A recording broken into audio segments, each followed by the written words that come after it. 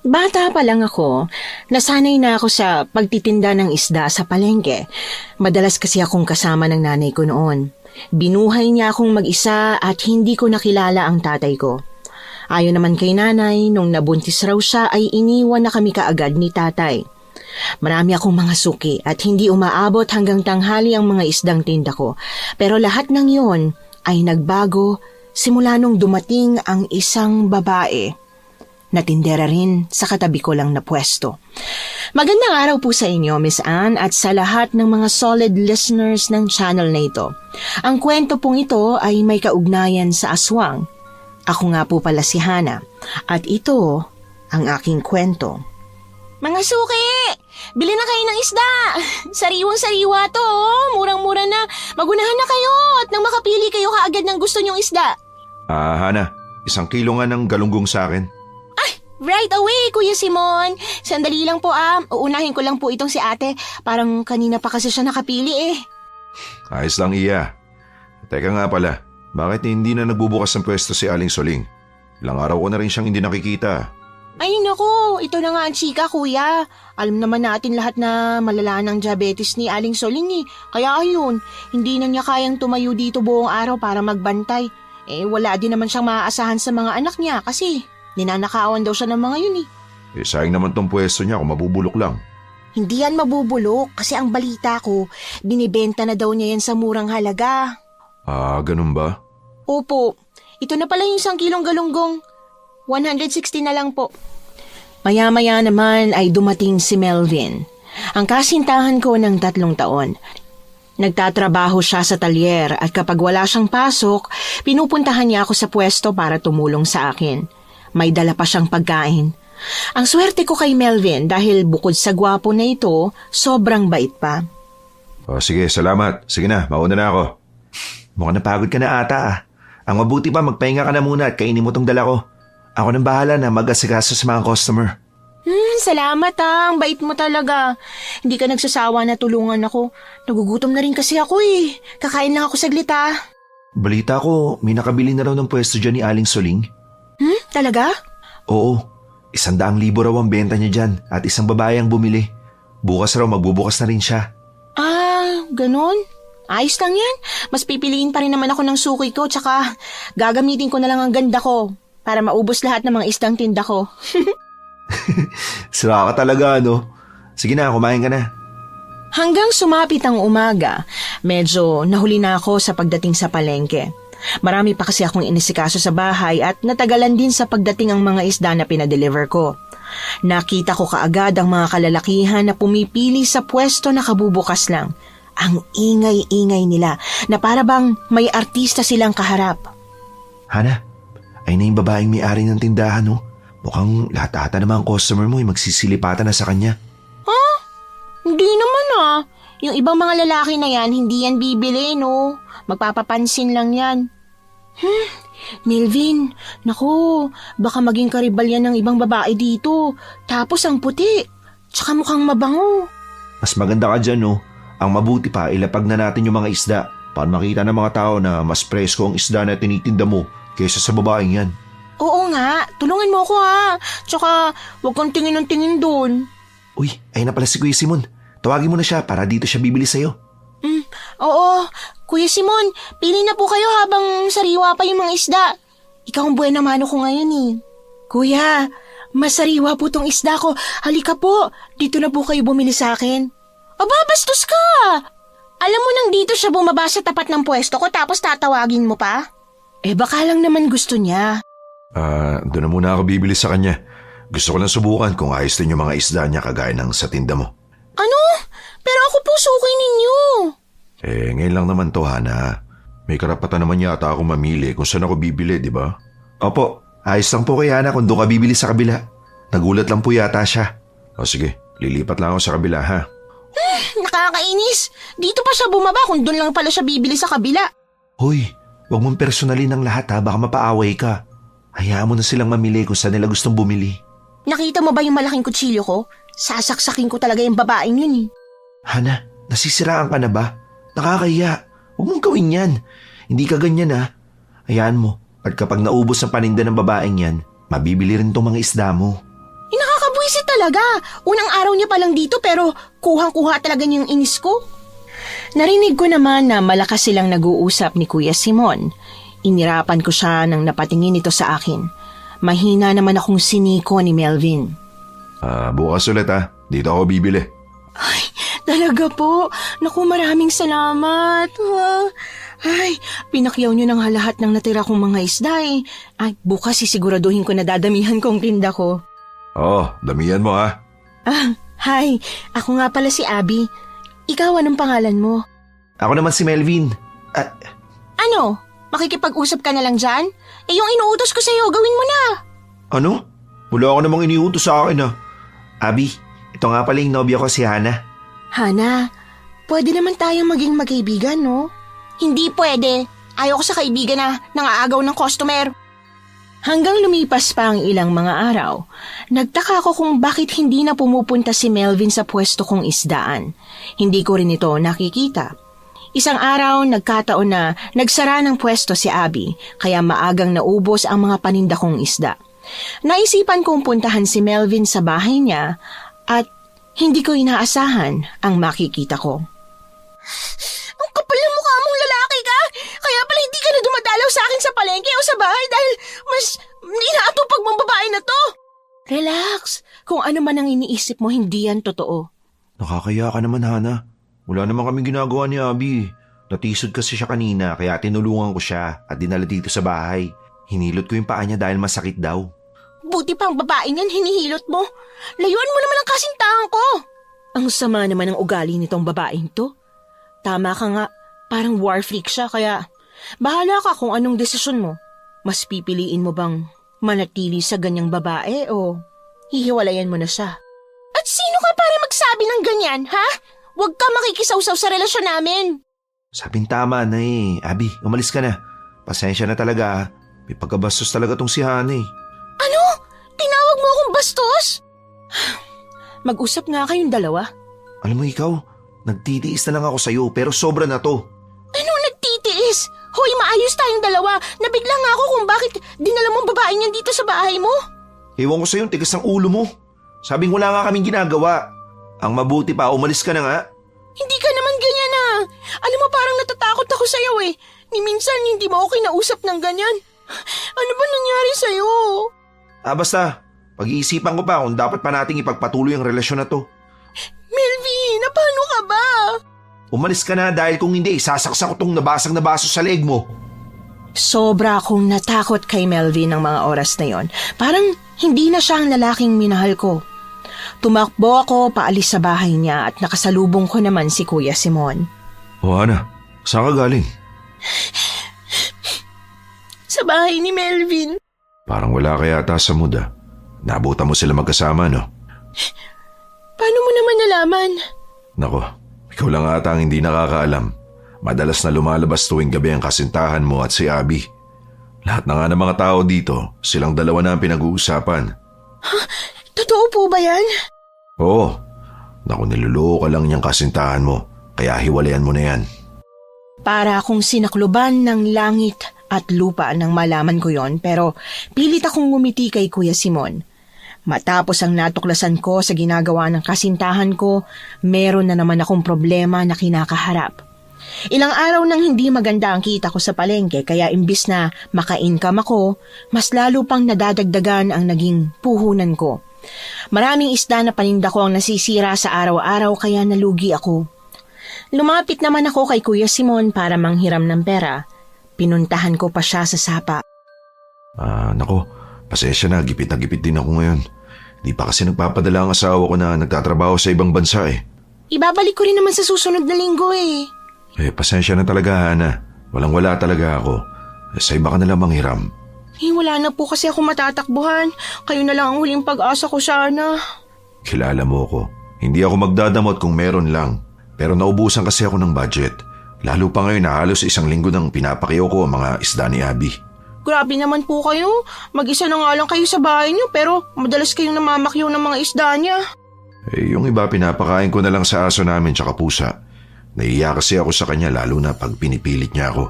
Hirap makaindi sa babaeng yun Nang mga oras na yon na alam ko na wala akong aasahan kay Kuya Simon, kaya umalis na lang ako. Dumaan ako sa gitna ng kakahuyan at hindi ko naman inaasahan na makakasalubong ko si Abby doon. Narinig kong nalugi ka na raw. Baka kailangan mo ng pera, magsabi ka na lang sa akin. Hindi ko kailangan ng pera mo, no? Huwag mo namang mamasamain ang intensyon ko sa pagtulong. Hindi ako interesado kay Melvin. Siya lang ang lapit ng lapit sa akin. Eh di sa'yo na siya. Wala naman akong pakialam dun eh. Hana, pareho tayong babae. Alam ko na mahalaga sa'yo ang pwesto mo sa palengke kasi minana mo pa yun sa mga magulang mo. Paano mo naman nalaman ang tungkol sa bagay na yan? Sinabi sa akin ni Melvin. Minsan kasi napagkwentuhan ka naming dalawa. Sanay naman ako sa ganyan, na marami talaga mga lalaking lumalapit sa akin. Wala akong panahon na makipaglokohan sa'yo. Diyan ka na nga. Iniwan ko siya doon sa gitna ng kakahuyan. Sobra akong naiinis sa kanya sa mga nalaman ko tungkol sa kanila ni Melvin. Hanggang lumipas pa ang ilang mga araw. Nagulantang kaming lahat nang may natagpo ang 3 lalaki na patay sa baryo. Lahat kami natakot dahil unang beses lang na nangyari yun sa amin. At ang dumagdag pa sa kilabot ko ay mga kambing ang nakatuklas sa kanyang bangkay sa loob ng tunnel. Paano kaya sila pinatay ng mga kriminal? Sabay-sabay pa talaga. Siguro sinalvage sa mga yan tapos dito tinapon yung mga bangkay nila. Di kasi taga rito sa atin ang mga yan eh. Kawawa naman sila. Sa nakikita ko may malaking butas sa tiyan nila eh. Tansya ko, sinadya talaga silang patayin at kinuha ang kidney nila para ibenta. Eh paano naman kaya ito mga kagat sa leg nila? Ay, oo nga no. Bakit kaya may kagat sila sa leg? Baka may mga vampira dito sa baryo natin. Di kaya mga alamanhig. Ano naman ang amalanhig? Alamanhig di mo alam? Sila yung mga taong aswang na namatay at nabubuhay. Ang dugo ng tao ang kanilang iniinom para lumakas. Ewan ko sa'yo. Natatakot ako sa pangyayaring to pero hindi ko mapigilan na hindi matawa sa sinasabi mo. Oh, Hana. Kaya na pala sina Melvin at Abby. Hayaan mo na yun sila. Hiwalay na ba kayo ni Melvin? Hindi ko alam sa kanya, pero kung dyan siya masaya sa babaeng yan, di bahala siya. Kawawa ka naman pala.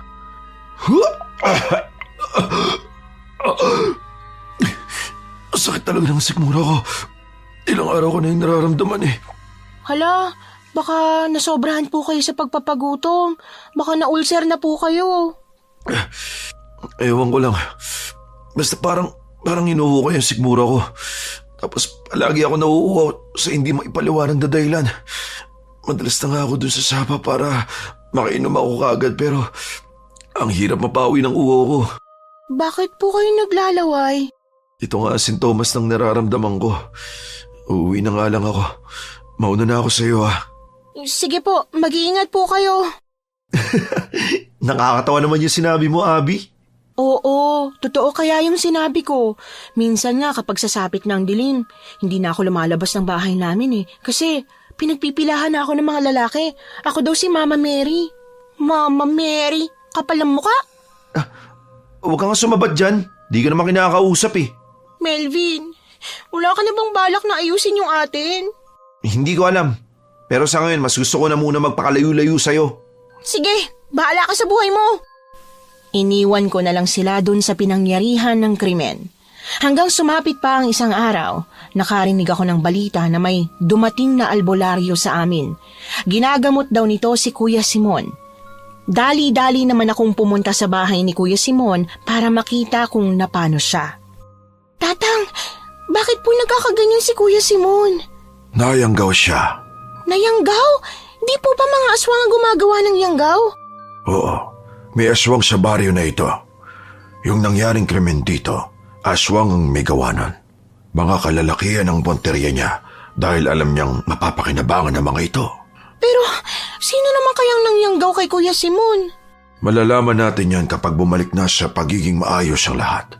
Kapag nailuwanan niya ang laway ng aswang, doon siya gagaling. Naku po, baka mapano po yan sa sobrang pagsusuka. Kulang na lang po, masama na yung bituka niya eh. Walang mangyayaring masama sa kanya. Ang mabuti pa, hintayin mo na lang ako sa labas. Huwag ka nang manood dito kasi baka hindi mo na kayanin na tingnan ang susunod kong gagawin. Matapos ang panggagamot ng matandang lalaki, nawala naman ng malay si Kuya Simon. Nandoon muna ako sa bahay niya hanggang sa magising siya. Kami na lang ni Mang Jose ang naiwan doon dahil nagsiuwian na ang mga tao.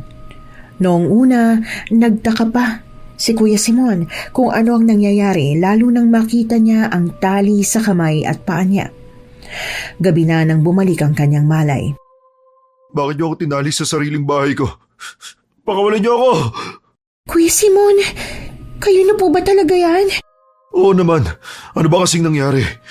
Ikaw tanda, kilala kita. Hindi ba't ikaw yung albularyo mula sa kabilang bayan? Ako nga. At kaya ako nandito para gamutin ka. Mabuti naman at maayos ka na. Nawala na ang yanggaw sa katawan mo kaya masasabi mo na sa amin kung ano ang huling kinain at ininom mo. Oo nga, Kuya Simon. Hindi nga rin ako umalis para may makakasama si Mang Jose dito eh. Nayanggaw ako? Naging aswang ako? Oo. Pero ngayon magaling ka na. Nailuwa mo na ang lahat ng laway ng aswang na nalunok mo. Ang natatandaan ko lang, bago ako makaramdam ng kakaiba, nung matapos kami mag-inuman ni Melvin, ang lalaking atang yun ang nangyanggaw sa akin. Ha? Pero hindi aswang si Melvin. 3 taong kami magkakilala kaya alam ko na hindi siya aswang, no? Naalala mo ba nung madalas ako nagsusuka at naglalaway? Doon nagsimula ang lahat. Ano ba ang huli mong nakain? Sisig at pulutan namin. Niluto niya daw yun. Nabigla nga ako nung dumating siya sa bahay at niyaya ako makipag-inuman kasi namomroblema daw siya sa relasyon nila ni Hana. Pansin ko rin ang pagkakaiba ni Melvin sa ngayon eh. Madalas nga siyang umiiwas sa akin. Imbis na ang relasyon namin ang ayusin, mas inuuna niya pang ayusin kung ano mga estado nila ni Abby. Lintik talaga ang lalaking yan. Hindi ako maaaring magkamali. Siyang nangyanggaw sa akin. Humanda talaga sa akin ang lalaking yun. Tama nga na may aswang sa baryo. Pero hindi tayo pwedeng tumuro ng isang tao lang. Kung matagal mo na rin namang kilala si Melvin, mapapatunayan mo sa amin na hindi siya aswang. Pwedeng ang yanggaw ay gawa ng iba at si Melvin ang ginamit niya. Sino naman kayang gagawa nun? Noon kilala ko si Melvin. Pero ngayon, nag-iba na po talaga siya. Paano kung ngayon lang pala naging aswang yung kasintahan mo? Basta kapag nakita ko talaga yung lintik na yan, lagot yan sa akin. Alam kong hindi mag-iimbento ng kwento si Kuya Simon, kaya nang sumapit ang umaga, pinuntahan ko si Melvin sa bahay niya para kausapin. Nadatnan ko siyang nakahiga habang tinatabunan ng kumot ang kanyang katawan. Nanlaki naman ang mga mata niya nang makita ako. Ang init-init pero binalutan mo pa na kumot ang katawan mo? Adik ka na ba? Huwag mo nga akong pakialaman. Umalis ka na kasi nagpapahinga ako. Hindi pa nga tayo hiwalay pero kayo na ni Abby, no? Ayos lang naman yun sa akin eh. Kaya lang, may ibang dahilan kung bakit ako nandito. Ano na naman yun? May kinalaman ka ba talaga sa nangyaring yanggaw kay Kuya Simon? Ikaw bang nangyanggaw sa kanya? Mukha ba akong aswang ha? Malay ko ba kung sino ang gumawa nun sa kanya? Tsaka ba't ako sinisisi mo? Alam mo hindi ako aswang. Nagpapanggap lang yata yung lalaking yun na nayanggaw para masiraan niya ako eh. Palibasa, hindi siya pinapansin ni Abby. Anong nagpapanggap ang sinasabi mo? Ginamot nga siya ni Mang Jose. At ang kwento niya, nagsimula daw na magbago ang lahat nung matapos kayong mag-inuman. Ano? Hindi totoo yan. Wala akong kinalaman sa nangyari sa kanya. Kung ayaw mong maniwala, ay di bahala ka. Basta nagsasabi ako ng totoo. Gumagamit ka yata ng droga eh. Tingnan mo nga sarili mo. Ilang linggo pa lang na lumayo ka sa akin, parang nangangayayat ka na. Pabayaan mo na lang ako. Kaya ako nagsawa sa'yo eh. Dami-dami mong sinasabi palagi. Bakit hindi mo gayahin si Abby? Mabait at hindi bungangera. Di doon ka na sa kanya. Tatalikod na sana ako para umalis. Kaya lang ay napansin ko ang maliit na boteng hawak nito. Sinisinghutan niya yon. Kaya naisip ko na baka nga nagdodroga siya. Galit kong hinablot sa kanyang bote dahilan para mahulog yon at mabasag. Anak nang, anong ginagawa mo? Na paano ka ba? Ba't mo ba sinisinggot yung bagay na yan? Ang baho-baho niya, no? Ayan, tingnan mo. Inuud pa, Melvin. Pwede ba tigilan mo na nga ang pangingialam sa akin? Nabasag mo tuloy yung pabango ko, oh. Diyos ko, nakakadiri naman. Nakakadiri ka. Tigilan mo na yan. Bakit mo hinahaplo sa katawan mo yung malansang likido na yan?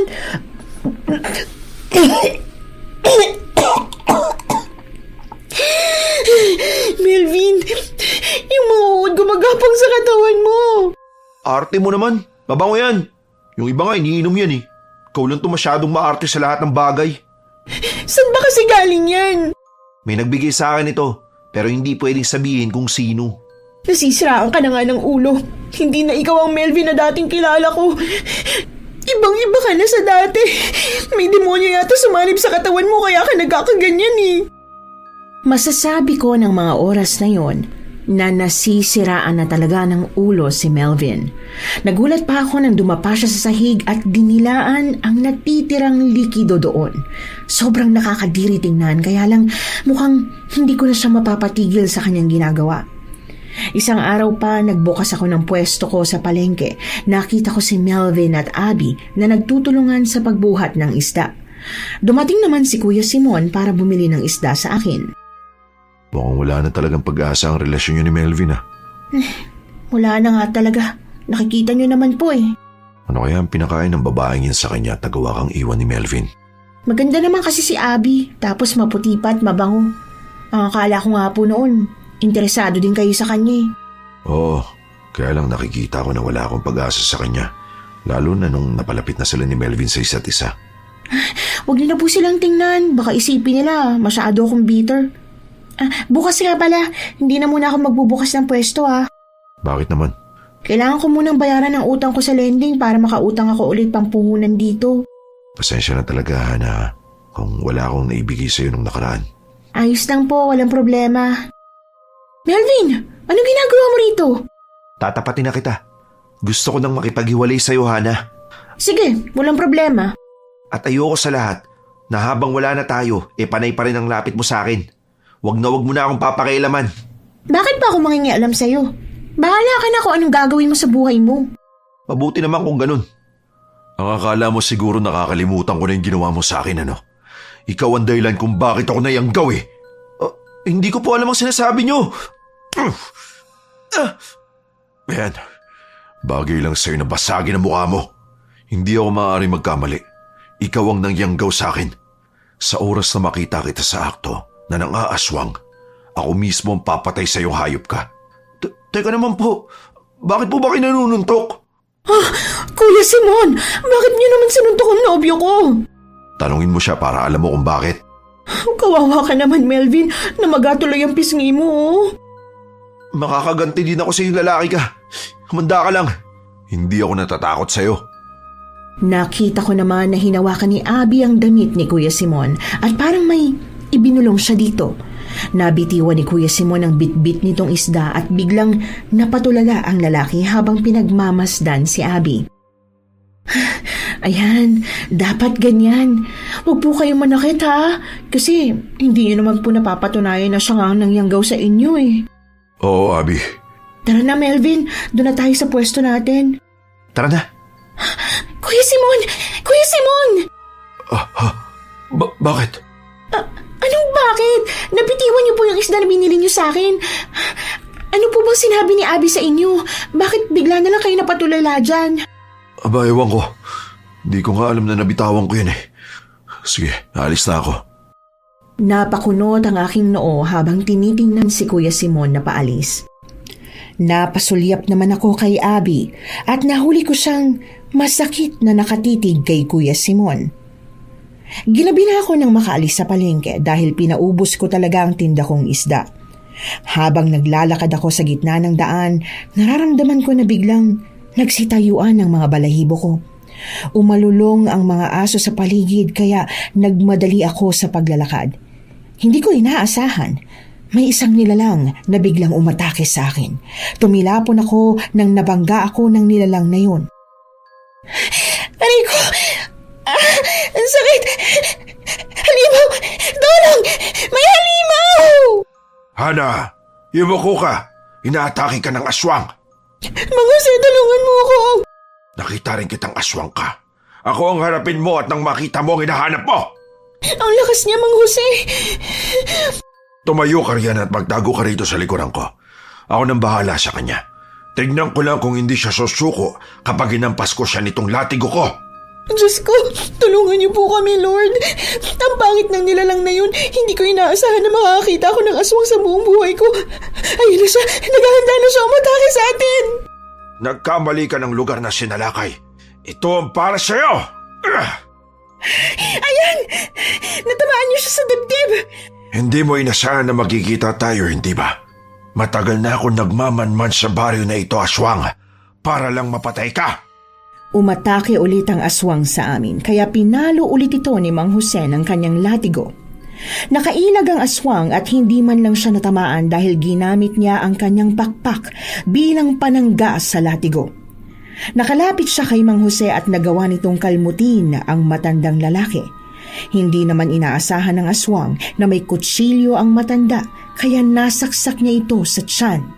Napaungol ang aswang sa sakit at mabilis itong lumipad para makatakas. Mang Jose, ayos lang po ba kayo? Ayos lang ako. Maliit na sugat lang ito, Iha. Mabuti naman po at dumating kayo kasi kung hindi, siguradong napatay na ako ng aswang na yun. Simula ngayon, huwag ka na magpapagabi mula sa palengke. Kailangan na malaman ng lahat ang nangyaring ito para mag-ingat sila. Sobrang dami ng dugon lumalabas sa sugat niyo. Yung kinalmot po ng aswang. Ihatid na kita sa bahay mo. May langis naman ako dito na pangapla sa sugat. Doon ko na gagamutin ang sugat ko sa bahay mo. Sige po, tara na po. Aalalayan na kita. Ilang araw pa bago gagaling ang sugat ng aswang na yung kaya hindi mo na siya makakapambiktima at makakapanalakay. Kailangan magdoble ingat ang lahat dahil sigurado ako maghihiganti siya. Teka, ang alam ko po taga-kabilang baryo kayo. Kaya, paanong bigla kayong lumitaw ngayon? May sikreto akong tirahan dito. Hindi mo na ako babalik hanggat hindi ko napapatay ang aswang na yan. Kung may mabalitaan ka bukas sa taong may saksak, ibig sabihin siya ang aswang. Opo, ipagbibigay alam ko po kaagad sa inyo kung sakaling may mabalitaan ako. Nang makarating naman kami sa bahay, kaagad na ginamot ng matandang lalaki ang sugat niya. Umalis na rin ito kaagad dahil may gagawin pa raw siya. Hanggang sumapit ang umaga, nagulat naman ako nang biglang dumating si Kuya Simon sa bahay.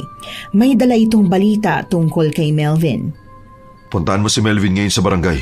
Binubugbog siya ng mga tao doon. Ho? Bakit naman? Nahuli kasi siya kagabi na nanguhuli ng manok. Doon pa siya nagnakaw kay Mang Pedring. Alam niyan todo bantay ang matandang yun sa manuka niya. Ano? Bakit kaya siya nagnakaw ng manok? Kasi nga baka aswang na talaga si Melvin. May bahid pa ng dugo ang labi niya tsaka yung mga damit niya. Ano? Bilisan mo na dyan para maabutan mo pambuhay yung lalaking yun. Di kasi mapigilan ng mga tao eh. Baka makinig sila sa'yo kapag ikaw ang kumausap sa kanila. Nakakainis naman kasi ang lalaking yun eh. Bakit niya naman naisipan na magnakaw? Na paano na kaya yung si Melvin? Hindi kaya nayanggaw din yung si Melvin. Kaya siya nagkakaganyan. Malalaman din natin yan mamaya kung isa siyang aswang. Lahat ng mga tao ngayon, si Melvin na ang sinisisi sa pagkawala ng mga alagang hayop nila. Lahat gigil na mapatay siya. Kahit hiwalay na kami ng taong yun, may pakailan pa naman ako sa kanya. Malakas nga ang kutob ko na nagdudrogang lalaking yun kaya siya nagkakaganyan. Parang ano kasi siya eh. Parang nasisiraan na ng ulo. Sinabi mo pa, nababaliw na yata ang lalaking yun eh. Nang makarating naman kami sa barangay, nadatnan ko si Melvin na duguan at marami ng mga pasa pero nakatawa pa rin nito. Imbis na mainis, nakaramdam ako ng awa sa kanya. Kinausap ko ang mga tao na tigilan na nila ang pambubugbog sa kanya at nakinig naman sila sa akin. Melvin, totoo ba na nagnakaw ka? Oo, bakit? Bakit mo naman ginawa yun? Hindi ba ikaw pa nga nagsabi sa akin na mali ang magnakaw? Ano ba nangyayari sa'yo? Parang hindi na talaga kita kilala. Hindi din naman kita kilala eh. Umalis ka dito. Patayin niyo na ako kung gusto niyo. Wala akong pakialam. Maraming nga sinang kumakalat dito. Pero walang nangyayari kay Melvin. Ibig sabihin hindi siya aswang. Kaya nga po, hindi talaga siya isang aswang, kundi parang napapaliw na siya. Sayang ka, Melvin. Kung nanatili ka lang sana kay Hana, hindi nagkaganyan ang buhay mo. Ang mabuti pa, pakawalan na lang natin siya. Hindi naman siya aswang eh. Oo nga po, kawawa naman po kasi. Pinakawalan nga ni Kuya Simon si Melvin at nagulat kaming lahat sa ginawa nito nang makawala siya sa kanyang tali. Nilantakan niya ang mga hilaw na manok na nasa kanyang harapan. Wala sa sariling kinain niya ang mga ito habang nakatawa. Ang sarap! Ang sarap ng manok na hilaw!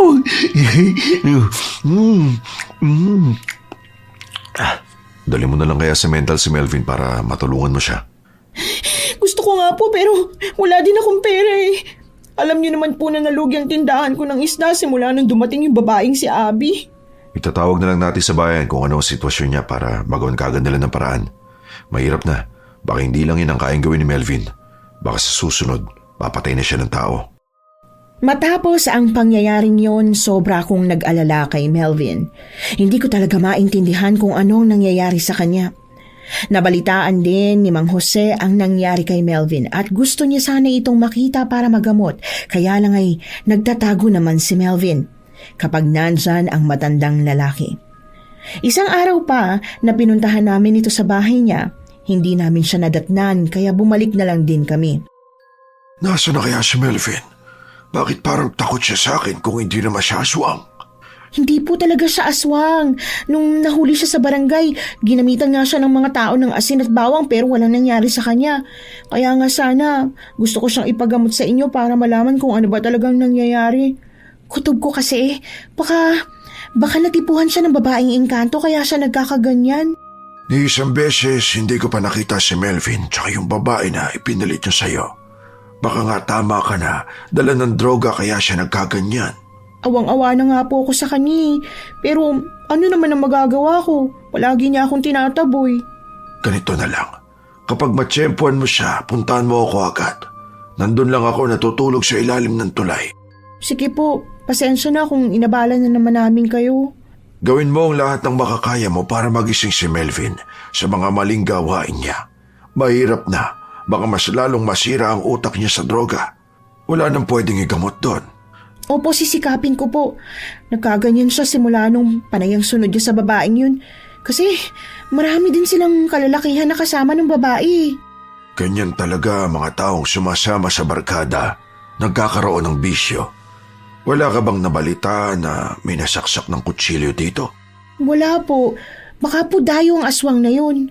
Yung kutsilyo ko na baong pa sa tiyan ng aswang na yun. Hindi kayang hawakan ng aswang na yun ng kutsilyo. Pwera na lang kung merong tao na tatanggal ng patalim na yun sa tiyan niya. Ha? Bakit po? Ano po bang meron sa kutsilyo na yun? Ang hawakan ng kutsilyo ko ay gawa sa balat ng matandang pusa. Ang aswang ay takot din naman sa mga pusa. Talaga po? Ngayon ko lang nalaman niya na pwede palang gamitin ang balat ng pusa para gawing hawakan ng kutsilyo?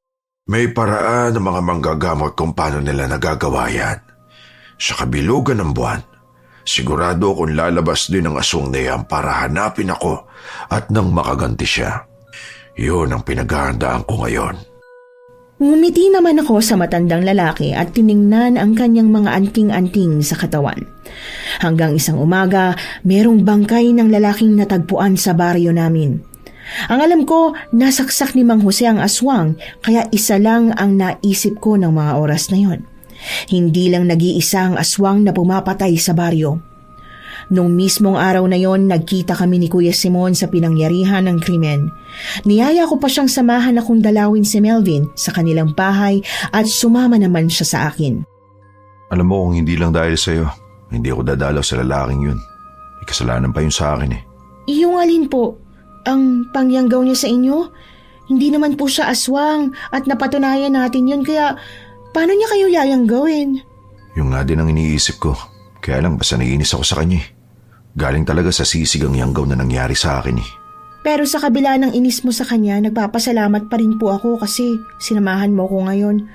Natatakot ako kasi kapag ako lang mag-isang pupunta sa kanya, baka kung mapano ako. Oo nga. Huwag kang kumpiyansa dahil baka masakal ka ng lalaking yun. Patay ka talaga. Ayan na pala yung bahay ni Melvin eh. Mukhang wala yata siya dyan eh. Trauma ata ang lalaking yun sa kakahabol nyo ni Mang Jose sa kanya. Hindi, may tao. Teka sandali. Parang may naririnig akong mahinang tawa mula sa loob. Buksan mo na lang kaya ng diretso. Sige, eto na. Oh, ayun si Melvin ah. Anong ginagawa niya? Kaninong damit yung hawak-hawak niya? Kay Abby yan! Nakita ko pa nung nakaraan na suot yan nung babaeng yun eh. Nabaliw na yata si Melvin sa pag-ibig niya kay Abby. Tignan mo, yakap-yakap ang damit tapos sinahalikan pa. Si Abby, ang babaeng mahal na mahal ko. Wala pang 2 buwan na nakilala mong babaeng yun. Mahal na mahal mo na kaagad. Mahal ko si Abby. Siya ang buhay ko. Lahat ng gusto niya gagawin ko para lang mapasaya siya. Paano naman kung utusan kanya pumatay? Susunod ka rin? Oo naman. Basta alam kong ikasasaya niya. Ito nga pala. May dala kaming pagkain. Kumain ka ha, para hindi mas lalong akyatan ng hangin ang ulo mo. Ayoko niyan. Mas gusto ko niluluto ni Abby para sa amin. Ano ba kasing niluluto niya para sa'yo? Secret. Basta may niluluto siya sa amin na sobrang sarap. Walang kapantay ang sarap. Nagkatinginan kami ni Kuya Simon ng mga oras na yon at parehong nagtaka sa bawat salitang lumalabas sa bibig ni Melvin. Nang makauwi naman kami, may pinagtapat sa akin si Kuya Simon. Matagal na raw niyang napapansin na halos lahat ng namamatay na lalaki sa baryo ay madalas na bumibisita sa bahay ni Abby. Tuwing sumasapit ang gabi, maraming kalalakihan ang pumupunta sa bahay ni Abby. Nagtataka nga ako at isang lalaki na pagtanungan ko. Ang sabi niya sa akin, nag-aaya raw ng inuman si Abby sa kanila. Iniisip mo ba na may kinalaman si Abby sa nangyayaring patayan? Hindi naman sa ganun.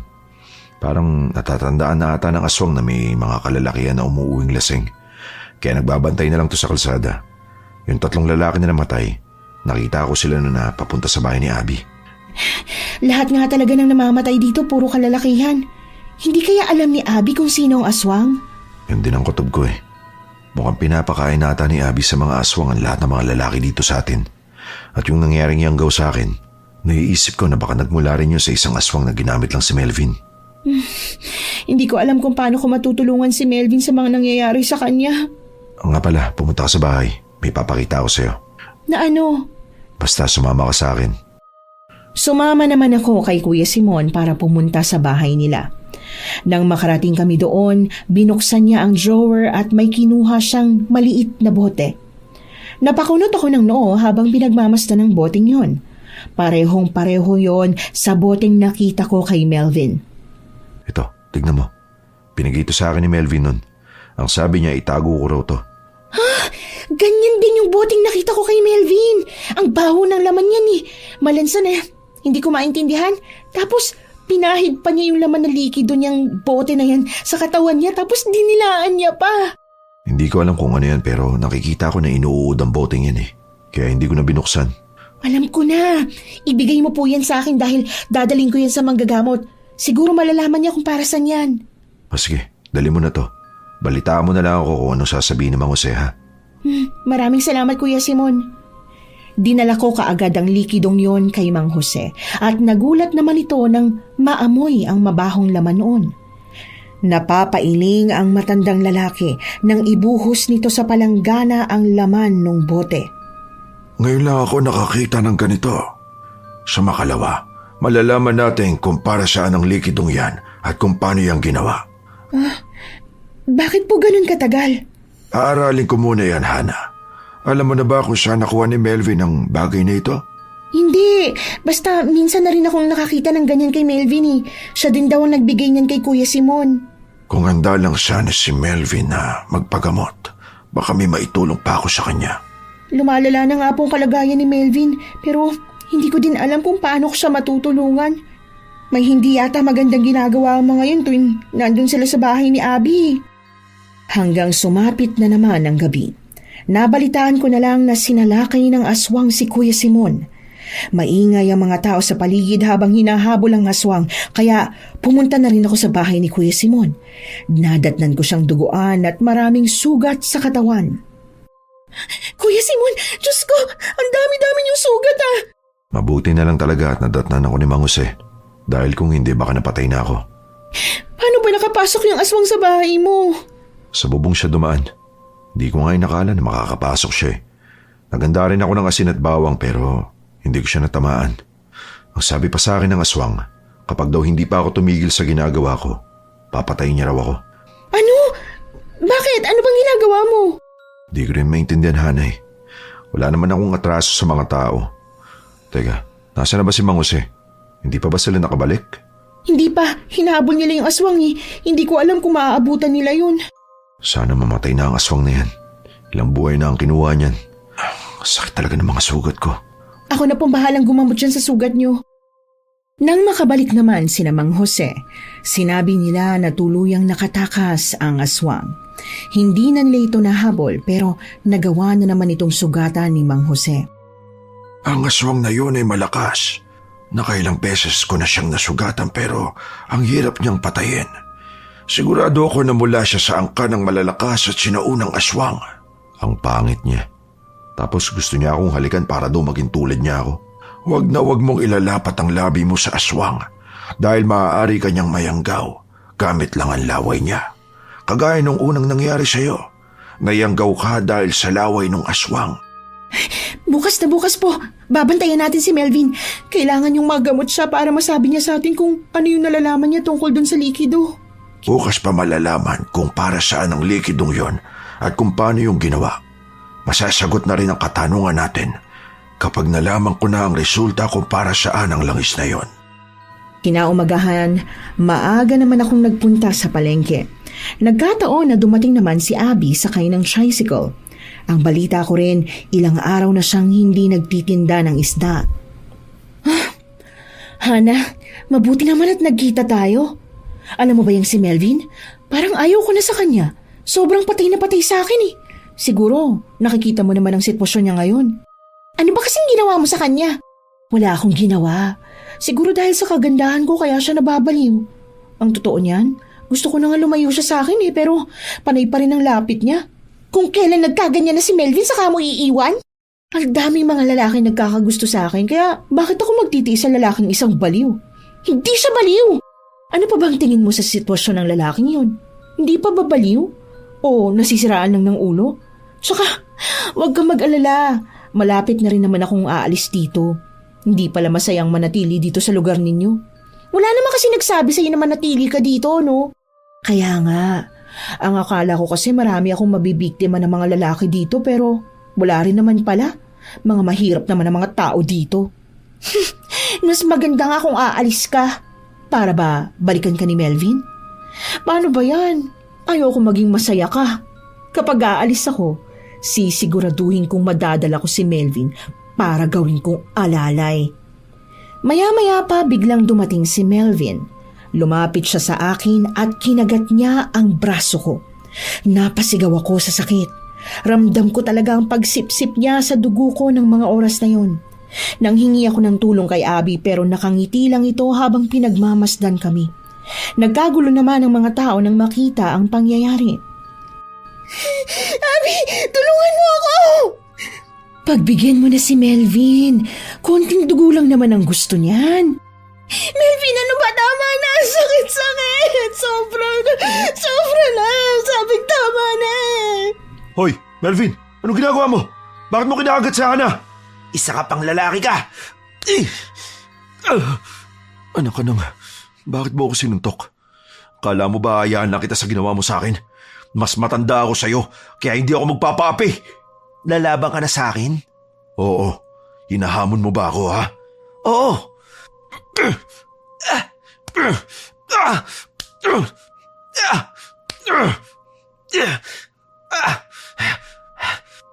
Ano ba yan? Tama na! Ito kasing si Simon. Ay, mahilig makisawsaw. Tulungan mo na lang kaya akong awatin sila, no? Ayoko nga. Kasalanan mo rin tong babae ka eh. Kaya itong sa'yo. Buisit ka! Sinumpal mo ako! Oo. Bakit? Papalaga ba, ha? Dayo ka lang kaya wala akong karapatan na sampalin ako sa baryo ko. Lintik ka. Ang maganda mukha ko. Nilapatan mo ng marumi mong kamay. Kakalbuhin kitang babae ka. Sige, lumapit ka at namasaksak kita.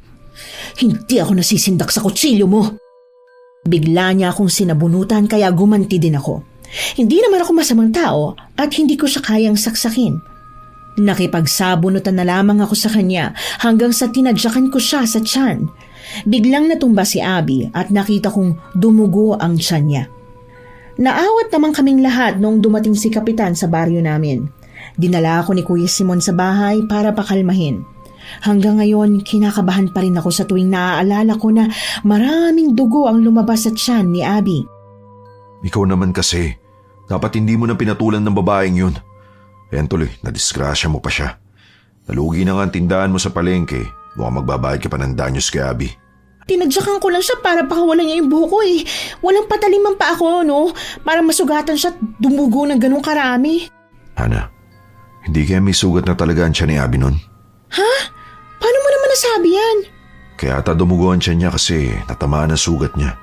Kakaiba talaga kanina eh. Parang may iniinda talaga siyang sakit.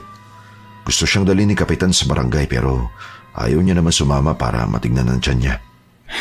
Yun nga rin yung pinagtataka ko eh. Kaya lang, parang wala din naman kasi sa isip ko na meron siyang sugat. Kuya Simon, alamin kaya natin kung anong ginagawa ng mga lalaki dun sa bahay ni Abby. Eh baka mamaya masaktan ka lang kapag masaksiyan mo yung ginagawa ng kasintahan mo dun. Hindi, malakas din kasi ang kutob ko na hindi lang inuman ang pinupunta nila dun eh. May iba pa. Na ano? Na nagagamit si Abby ng iba't ibang lalaki kada gabi? Pwedeng ganun pero may iba pa bukod dun. Basta, samahan mo na lang ako mamayang gabi. Sige na, uwi na muna ako. Gagamutin ko na muna tong black eye ko na gawa ni Melvin. Kung hindi lang talaga ako naawa sa payat na yon, babanatan ko talaga siya ng gusto eh.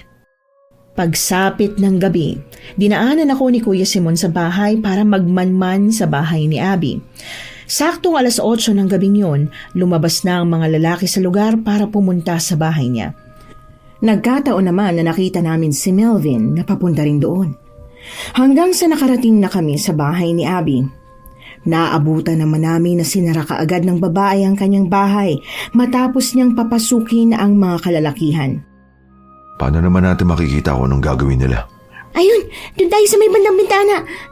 Makikita rin naman natin dun eh. Kasi kaya nating iangat yung salamin. Baka maramdaman nila tayo. Ang dami pa naman nila. Pag magalit silang lahat sa atin, naku, ewan ko na lang. Mag-iingat naman tayo eh. Siguraduhin mo lang talaga ha. Tara na kasi. Na naman yung mga aso. Senyales na naman yan na may masamang nilalang sa paligid. Natatakot ka ba? Aba oo. Bakit ikaw? Hindi ka ba natatakot? Natatakot din, pero may dala naman akong asin at bawang eh. Kaya sigurado akong walang aswang na makakalapit sa atin. Ikaw na ang unang sumilip sa bintana. Oo, sige. Dahan-dahan kong iniangat ang salamin sa bintana at pinagmasdan kung ano ang ginagawa nila sa loob. Nakita ko si Abby, nakaluhod sa sahig habang nakapikit ang mga mata. Meron ding umuusok sa kanyang harapan. Ang mga kalalakihan ay tila wala sa sariling nakaupo sa gilid ni Abby habang nilalanghap din ang amoy dito. Pagkadilat ni Abby may ibinuhos siya sa kanyang katawan dahilan para magwala ang mga lalaki. Kalma lang kayo. Alam niyo naman na kahit anong oras handa akong ibigay ang gusto niyo eh. Lalo ka na Melvin, malaki talagang pakinabang mo sa akin. Sinabi ko naman kasi sa'yo na lahat gagawin ko para lang maibigay ang gusto mo. Paano ba yan? May isa akong gusto na sa tingin ko hindi mo kayang ibigay sa akin. Kakayanin ko ang lahat para sa'yo. Basta sabihin mo lang. Siguraduhin mo lang ha. Kasi kung hindi, magtatampo ko sa'yo. Diyos ko, Hana. Bakit parang sinasamba nila si Abby? Mamaya ko na sasabihin sa'yo. Tingnan lang muna natin kung ano pang gagawin nila. Ayan, kumain na muna kayo. Alam ko naman na paborito nyo yan eh. Sa wakas, makakakain na rin ako ng preskong pagkain gaya nito. Ubusin nyo yan kung gusto nyo. Sige pa, kain pa. Pareho kaming napaduwal ni Kuya Simon nang makita kung ano ang pinapakain sa kanila ni Abby. Dugo at laman loob na hindi namin matukoy kung sa tao ba yun galing. Sabay-sabay nilang lilantakan ang pagkain na yun. Hindi ata to kain sa sikmura ko. Nasusuka na talaga ako. Tara na, umalis na tayo rito. Oo, dalian mo. Hindi. Bilisan mo ko, Kuya Simon. May nabangga akong lata. Patibong yata yan eh. Takbo na, Hana! Hinahabol yata tayo. May bangin dyan banda malapit sa sapa. Doon na muna tayo magtago. Paano kung makita nila tayo?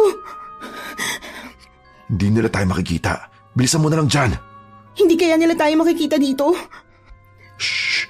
Huwag ka na magsalita. Opo. Hanapin ninyo ang taong pumunta sa bahay. Kailangan na mahuli siya. Sigurado akong may nakakita sa ginawa ko kanina. Ang mabuti pa, Abby. Magpahinga ka na lang. Kami na ang bahala na maganap sa walang iyang yon. Dalihin niyo sila sa akin. Patay o buhay. Nanatili lang kami doon sa bangin at nagpalipas ng 1 oras bago umalis. Nakaligtas naman kami sa mga kalalakihan at nakarating sa bahay. Pagka umaga, nagpunta ako kay Mang Jose para ibalita ang mga nalaman ko. Nang mga oras na yon, alam na rin niya kung para saan ang langis. Ang langis na ito ay isang gayuma. Sa paningin mo mabaho at nakakadiri ang langis na yan. Pero para sa mga lalaki na gustong gamitan ng aswang na yan, ay isa siyang nakakaakit na halimuyak. Po? Gayuma po? Oo. At sa tingin ko, kaya nagbago si Melvin sa'yo. Dahil ginayuma siya ng bago niyang babae. Ang ganda-ganda po ni Abby. Hindi niya kailangan manggayuma ng lalaki para lang makuha niya si Melvin. Pero ano kasi, kagabi nakita ko yung pinakain ni Abby. Mga hilaw na mga laman loob ang mga kalalakihan sa bahay niya. Senyalis ba yun na aswang si Abby? Hindi ko masasabi hanggat hindi ko siya nakikita. Maaaring ginagawa niya ito para baliwin ang mga lalaki. Pwede po ba mamayang gabi dalawin natin si Melvin? Baka naman po sa pagkakataon na to, haharap na siya sa inyo.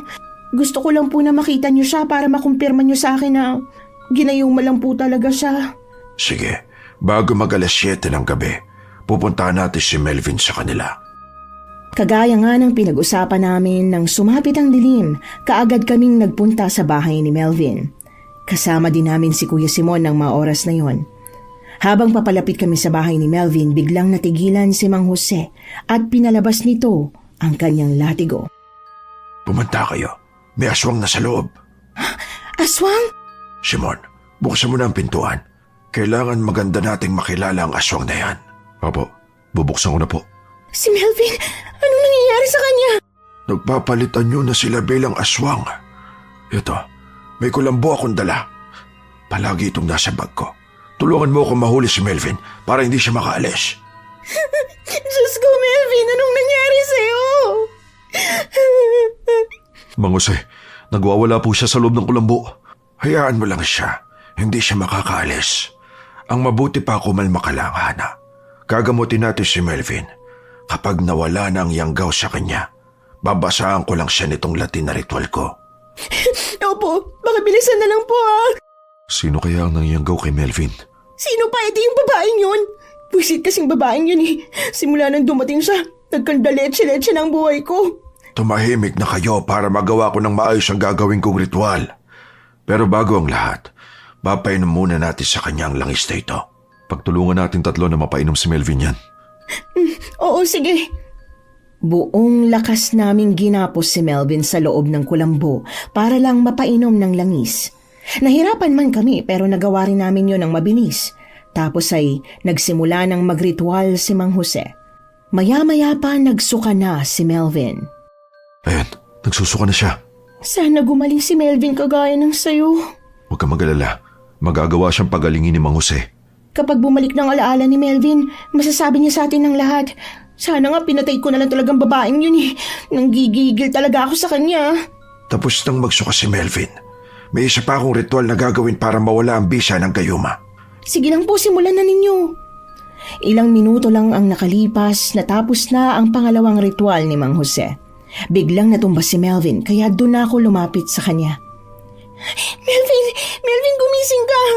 Hindi siya mamamatay. Naalala mo ba ang nangyari kay Simon noon? Nawalan lang siya ng malay pero magigising din siya maya-maya lang. Hintayin na lang natin magising si Melvin. Malakas ang kutob ko na may alam si Melvin kung sino ang aswang. Basta ako sigurado na talaga ako na ang aswang. Walang iba kundi si Abby. Mas mabuti nang marinig natin mismo sa bibig ni Melvin ang totoo. Paano kung kagaya ni Melvin, ginamit lang din pala siya ng aswang? Ayun na pala, gumagalaw na si Melvin. Melvin, buti naman at kising ka na. Akala ko may masama nang nangyari sa'yo eh. Hana, anong nangyayari? Ginamot ka ni Mang Jose kasi naging aswang ka kanina. At hindi lang yun, nagayuma ka pa ni Abby. Si Abby, ginayuma niya ako? Oo, iho. May naalala ka ba kung ano ang nangyari sa'yo bago ka nagkaganyan? Sandali lang po, teka lang. Buisit, ano nangyari sa itsura ko? Bakit ganito na lang ako kapayat?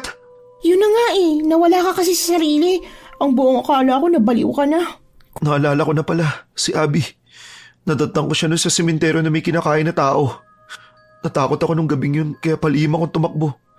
Hinabol niya ako at nang maabutan niya ako, pinilit niya akong painumin ng likido na sobrang baho. Kagaya ba nitong likido? Opo, ganyan nga po. Halos hirap akong ubusin kasi hindi kaya na sikmura ko. Kaya lang, pinagbantaan niya ako. Papatayin niya raw si Hana kapag hindi ko ininom yun. Kumpirmado nga talaga na siya ang aswang. Sa kanya din nanggagaling yung gayuma. Doon nagsimula magbago ang nararamdaman ko. Parang nahihirapan akong tanggihan siya sa lahat ng bagay na gusto niya. Hanggang sa hindi ko na alam kung anong ginagawa ko. Nalulungka sa gayuma, iyo. Kailangan na mahuli natin ang aswang na yan. Iisa lang ang paraan para mapatay natin siya. Kahit anong paraan, gagawin ko lang para mapatay natin siya. Kailangan mo magpanggap na lulungka pa rin sa gayuma niya. Nang sa gayon ay hindi niya matuklasan ang lahat na may nakakaalam sa ginagawa niya. Ayokong pumunta sa lungga niya. Halos gabi-gabi kang nandun, kaya magpanggap ka na lang. Kailangan natin tong gawin para maligtas pa yung ibang kalalakihan na biktima niya. Ano? Gabi-gabi ako nandun? Oo, pumayag ka na lang, Melvin. Tingnan mong ginawa sa'yo. Sa atin, dapat lang na magbayad siya. Sige, kung papainumin ka niya ulit ang likido, sumunod ka lang. Gawin mo lang. Malayo ang bahay niya dito kaya mas magandang doon ko siya susugurin sa bahay niya. Walang madadamay sa labanan. Sige po. Napagkamalan pa kita na ikaw ang nangiyanggaw sa akin. Naalala pa ba nang dumating ka sa bahay nun para makipag-inuman sa akin? Hindi na po. Kaya pala madalas ka nagtatago kapag pupunta kami ni Hana dahil nasa ilalim ka pala ng itim na mahika ng babaeng yun. Ang mahalaga po, magaling na si Melvin. Makakayakap ko na ulit siya. Pero yung babaeng yun, sisiguraduhin ko talaga na mamamatay siya sa baryo natin. Hanggang isang gabi pa nga ang lumipas, nagmamanman lang kami sa bahay ni Melvin. Dumating nga si Abby para tanungin siya kung bakit hindi ito nakapunta noong nakaraang gabi sa bahay niya. Maayos na rin ang plano namin ni Melvin at hindi pa ang gabing yon ang pagsalakay namin sa bahay ni Abby. Nakita kong may inilapag siyang bote sa tabi ng higaan ni Melvin.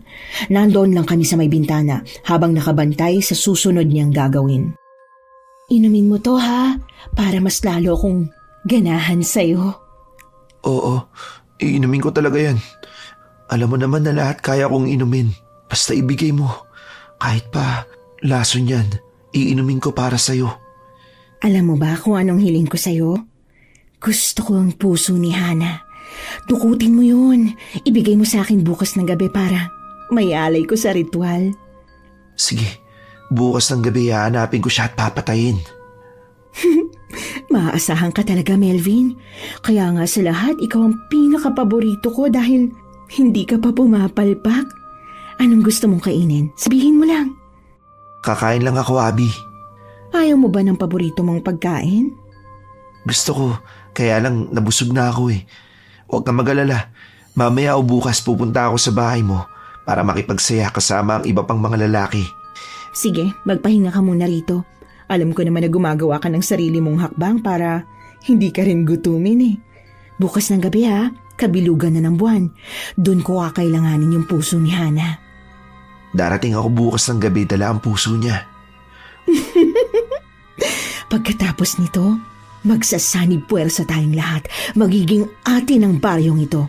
Luluhod sila sa atin at handa silang pagsilbihan tayo hanggang sa mamatay sila. Ang sino man na hindi sumunod sa kagustuhan natin, mamamatay. Oo, hindi na rin ako makapaghintay na dumating ang araw na yon. Gusto ko na maging makapangyarihan at maging Diyos ng mga tao. Nang matapos ang kanilang usapan, kaagad din na umalis si Abby. Nagpapasalamat ako dahil hindi niya pinilit na painumin si Melvin nung gayuman niyang sobrang bulok ang amoy. Lumabas naman kami sa aming pinagtataguan tsaka kinuha ni Mang Jose ang gayuma. Malakas talaga mga aswang ng bangkilan. Unang laban pa lang namin noon naisip ko na isa siyang bangkilan. Kaya lang kawig niya rin ang aswang na mandurugo. Kaya nagugulan pa ako noon. Ano po ba ang aswang na bangkilan? Sila mga aswang na kayang manggayuma. Ginagamit rin nila ang kanilang alindog para maakit ang mga lalaki nang sa ganon ay mabiktima nila ito. Kailangan kong magbitbit ng puso bukas ng gabi. Maganda na rin po kayo para sa gagawing pagsalakay. Ako nang bahala sa mga kagamitan natin para mapatay ang aswang. Alam ko na. Bukas sa bukas bibili ako ng puso ng baboy sa palengke. Suki pa naman ako ni Mang Nestor doon. Ilagay niyo po sa malamig na lugar para hindi mabulok o bumaho ang puso ng baboy. Sige, gagawin ko yun. Hanggang sa dumating na nga ang kabilugan ng buwan, isa-isa kaming binigyan ni Mang Jose ng gamit na pamatay sa aswang. Sa kanyang latigo, sa akin naman ang buntot pagi, at kay Kuya Simon ang punyal. May dala rin kaming bawang at asin, pati na rin si Melvin, na inilagay niya sa loob ng puso ng baboy. Sinigurado niyang hindi yon mapapansin ni Abby. Nakahanda na ba kayong lahat? Handang-handa na po ako. Tatapusin na natin ang aswang na yun. Gaganti ako sa ginawa niya sa akin. Kaya ng usapan natin. Magpanggap ka ng maayos. Matalino din ang aswang at hindi sila ganong kadaling utuin. Opo, alam ko na kung anong gagawin ko. Tara na po. Magdidilim na kaya magsisimula ng ritual. Kapag mahawakan niya ang puso ng baboy na yan, masusunog ang kanyang balat. Kaya siguraduhin mo na nakahanda ka na bago yun mangyari. Sige po. Melvin, ikaw ang unang lalapit kay Abby. Mag-iingat ka ha. Mag-iingat talaga ako para makabawi ako sa'yo. Pumunta na tayo sa bahay niya. Nagsimula na kaming maglakad papunta sa bahay ng babae. Nadat na namin ang mga kalalakihan doon, nakaluhod sa lupa. Si Abby nakasuot ng kulay itim na damit habang may sinisindihan na itim na kandila. Lahat ng mga lalaki ay parang kanyang mga alipin. Lumapit na si Melvin sa kanya at nagpaiwan na muna kami habang naghahanda na rin. Ayun na, naghahanda na si Melvin na ibigay kay Abby yung puso ng baboy. Humanda na kayo. Kapag mahawakan na niya ang puso ng baboy, magsisimula siyang mawala. Kailangan maatake natin siya kaagad. Paano kung aswang din ang ibang mga lalaki na yan? Papatayin rin ba natin sila? Hindi. Kayo ang unang kumalaban kay Abby dahil nagbanggit ako ng ritual para mawala ang bisa ng gayuma sa kanila. Sa tingin ko, wala pang aswang sa kanila at ngayon pa lang ata ang nakatakdang oras para yang gawin sila ni Abby. Kuya Simon, magtulungan tayo para mapatay si Abby. Oo, sige. Sigurado ka ba? Na puso yan ni Hana? Oo, puso niya to. Ako mismo ang dumuko dito sa dibdib niya. Ginawa ko ang lahat ng gusto mo. Talaga? Traidor ka? Kaya itong nararapat sa'yo? Hindi. Paano mo nalaman? Anong akala mo sa akin? Uto-uto? Alam ko ang mga ginagawa mo at alam ko na hindi ka na aswang. Mga alipin! Patayin niyo ang mga kasama nilang nagtatago! Sinasabi ko na nga ba?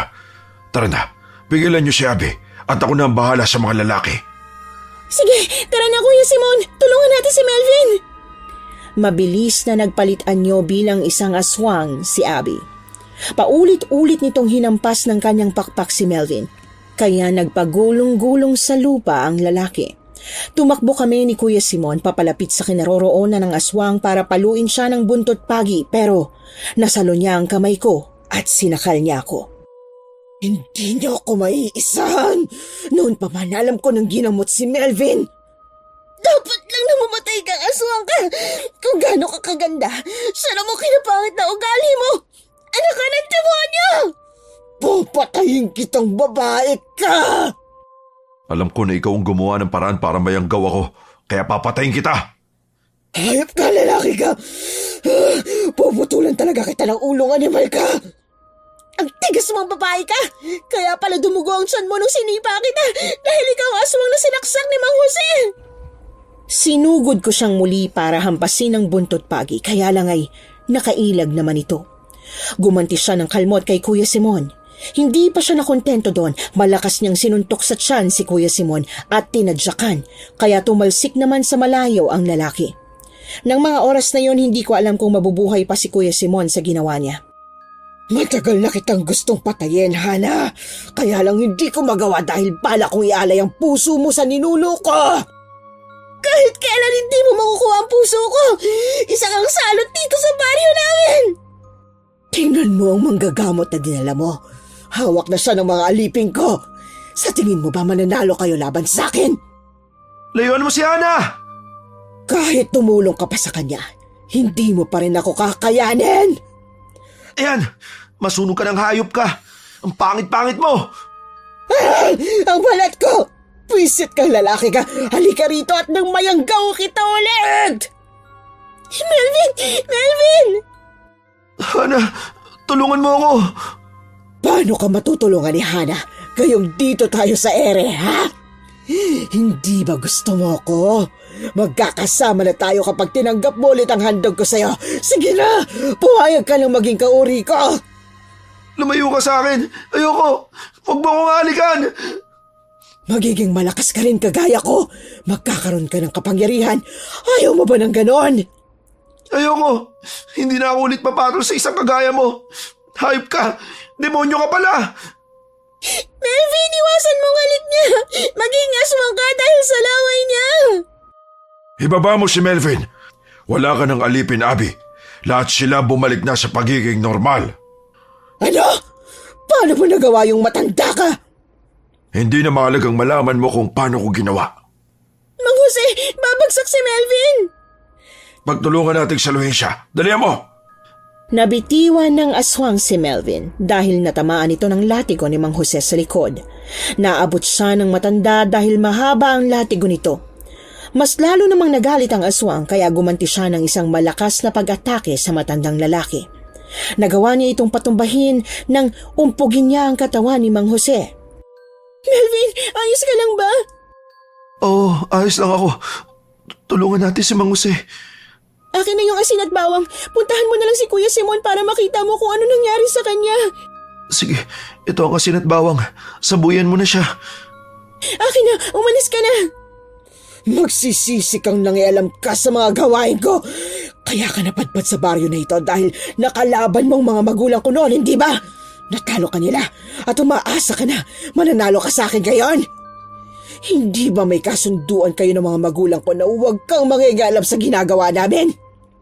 Oo, pero hindi ko na kaya itong ginagawa mo. Hindi na ito tama, Abby. Marami ka nang nasaktan at nabiktima ng mga inosenteng tao. Noong una, mas pinili kong hayaan ka dahil ang buong akala ko aalis ka rin naman pagkatapos. Wala akong balak na umalis dahil gusto ko maangkin ang baryo na ito. Ibubuwis ko ang buhay ko sa baryong ito. Kahit anong mangyari, hindi ako papayag na mapasa kamay mo ang baryong ito. Kung ganon, edi papatayin kita. Abi, humarap ka rito! Napalingon naman sa akin ang aswang kaya inasinta ko ang kanyang mukha ng asin. Natamaan ko naman ito kaya nagwala ang babae. Hinawakan ko ng mahigpit ang buntot pagi at sinalakay siya saka malakas na hinampas sa ulo. Nagawa ko siyang tamaan at sugatan. Nagsigunda naman ng malakas na hampas ng kanyang latigo si Mang Jose kaya napaangil ang aswang sa sakit. Tatapusin na kita ngayon! Hindi ako papayag na mapatay lang ako ng matandang kagaya mo. Marami ka ng sugat, Abi. Wala ka ng kawala ngayon. Pagbabayaran mo lahat ng mga nagawa mo sa baryong to simula nang dumating ka. Ikaw ang may kasalanan nitong babae ka. Kung hindi dahil sa'yo, walang nakaalam ng sikreto ko. Hindi pwedeng hayaan ko na habang buhay maging sunod-sunuran sa'yo si Melvin. Nagpaparami ako ng lahi kaya kailangan kong lalaking yan. At dahil nasira ang plano ko ngayong gabi, hindi ako papayag na isa man lang sa inyo hindi ko mapatay! Bigla siyang sumalakay sa akin at ginilitan niya ang leeg ko gamit ang kanyang kuko. Sobrang sakit kaya natumba na lamang ako sa lupa. Pilit kong pinipigilan ng kamay ko ang dugong lumalabas sa leeg ko at nanginig akong bigla.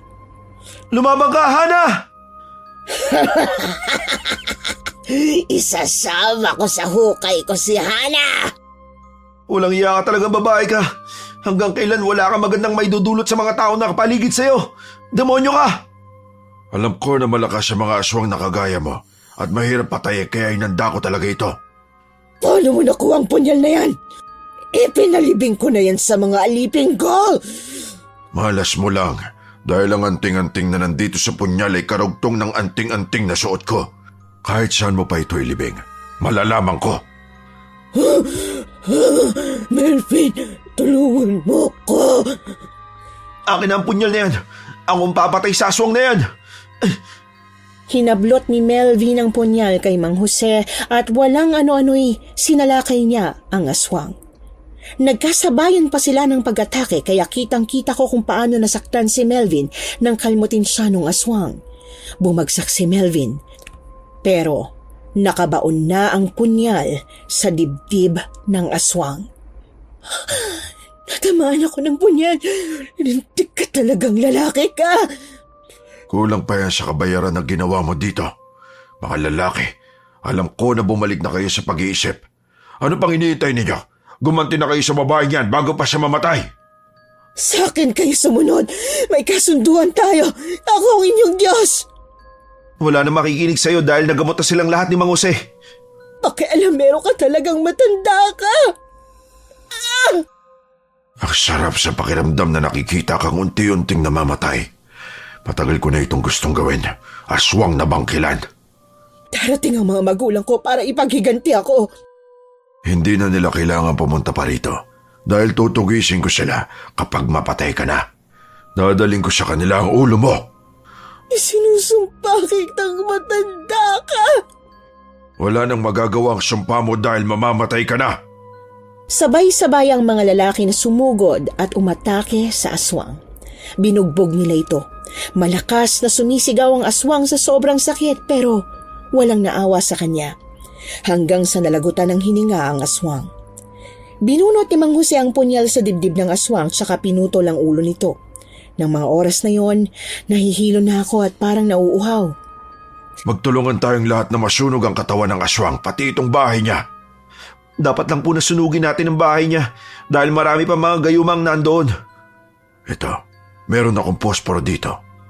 Lintik, ang sakit-sakit ng likod ko. Ako nang gagawa ng apoy. Melvin, dali mo na paalis si Hana dito. Marami ng dugo ang lumalabas sa leeg niya. Hana, lumabang ka lang. Nanalo na tayo laban sa aswang. Magiging maayos na ang lahat. Nauuna ako. Ito na, aalis na tayo. Bilisan mo na, Melvin. Mauna na kay ni Hana at susunod ako. Gagamutin ko siya pagkadating natin doon sa bahay niya. Naramdaman ko nang binuhat ako ni Melvin, kaya lang nangihina na talaga ang katawan ko dahil sa sugat na natamu ko sa aswang. Hanggang sa hindi ko namalayan ang sumunod na mga nangyari. Nagising na lang ako na may bendahin na ang aking leeg. Mabuti naman at gising ka na. Grabe ang takot ko eh. Akala ko mawawala ka na sa akin. Ang hina pa rin ng katawan ko, Melvin. Hindi ko pa kayang bumangon. Tsaka nga pala, iniwan to ni Mang Jose kanina. Kapag daw magising ka na, ipainom ko raw to sa'yo. Gamot daw yan para hindi ka ma-infeksyon. Nasaan na ba si Mang Jose? Nagliligpit ng gamit niya kasi aalis na raw siya dito sa atin. May aswang pa raw siyang tutugisin. Ang mga magulang yata ni Hana. Oo, sila nga. Dito na rin pala kami ni Kuya Simon natulog kagabi. Ginamot din kasi siya ni Mang Jose para isang gamutan na lang daw. Ganun ba? Akin ang gamot na iniwan ni Mang Jose. Tutulungan na kita. Salamat. Magpahinga ka na ha. Mag-aanda lang ako ng pagkain natin. Maya-maya pa nakita kong bumalik si Kuya Simon. May dala na itong tungkod at may puting bendahe din sa iba't ibang parte ng kanyang katawan. Hirap na hirap din itong lumakad. Buwis talaga ang aswang na yun. Muntik na ako maging baldado sa ginawa niya. Baldado ka na nga eh. Pero ang mahalaga, nagawa nating mapatay ang aswang. Nailigtas natin ang mga kalalakihan tapos nakauwi na sila sa kani-kanilang pamilya. Oo, sobrang nagpapasalamat ang mga tao ngayon kasi napatay na ang aswang. Lalong-lalo na ang mga kababaihan. Nakalaya na rin sa gayuma ang mga asawa nila at anak. Kahit na ako, nagpapasalamat din dahil nailigtas ko si Melvin. Nagawang alisin ni Mang Jose ang muyanggaw sa kanya at yung gayuma. Magsisimula tayong muli, Hana. Tutulungan kita na makabukas ulit ng pwesto mong isdaan dun sa palengke. Naku, salamat po pero kailangan ko pang magpagaling ng husto eh. Nakisabay sa pagkain si Kuya Simon ng mga araw na yon. Hanggang isang umaga pa, dumating din si Mang Jose para magpaalam na at umalis.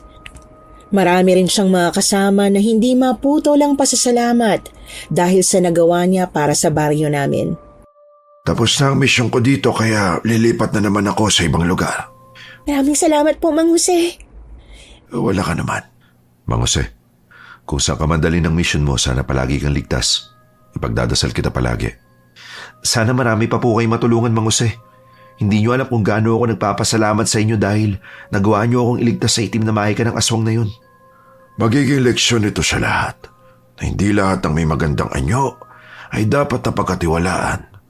Bumangon kayo ulit at magsimula ng panibagong buhay. Matapos ang pangyayaring yon, marami kaming natutunan sa buhay, lalong-lalo na si Melvin. Humingi siya ng tawad sa akin at pinakitang nagsisisi siya sa kanyang nagawa. Naging maayos naman kaming dalawa at magkasamang nagbukas ulit ng pwesto ko sa palengke. Sa ngayon po, Miss Anne, kasal na kami ni Melvin. Isa siyang mabuting ama sa aming mga anak. Ang pwesto kong isdaan ay mas lalong lumago. Hanggang dito na lamang po ang aking kwento at maraming salamat and more power sa inyong channel.